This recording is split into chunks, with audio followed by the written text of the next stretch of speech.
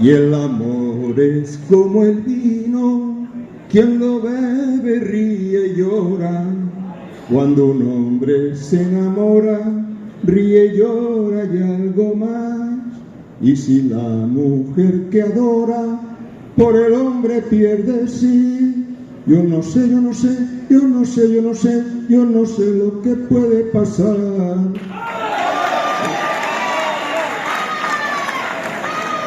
Y era bonita como una flor, era divina, grande mi amor, yo la quería, ella a mí no, y era una pena y pena de amor.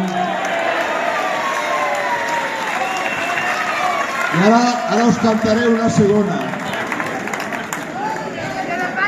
Plora guitarra és una cançó catalana i valenciana al mateix temps, molt maca, que diu: si penses que perquè canto jo estic alegre, si penses que una guitarra no sap plorar, no oblidis que fins les roses guarden espines, no oblidis que fins el vidre pot trencar.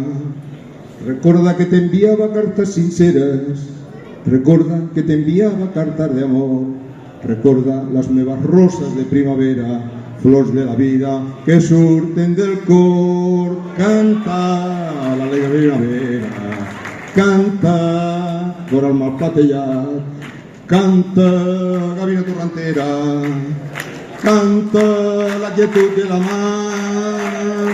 Mira, niñeta que enamora, mira la triste soledat, penso en tu totes les hores, de nit i dia vull ser al teu costat. Moltes gràcies, moltes gràcies.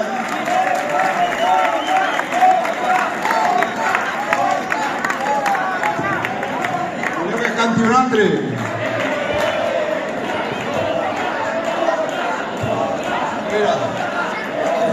A veure quina voleu ara.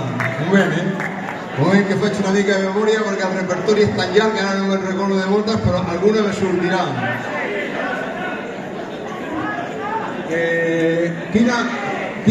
Quina us agradaria que us cantés?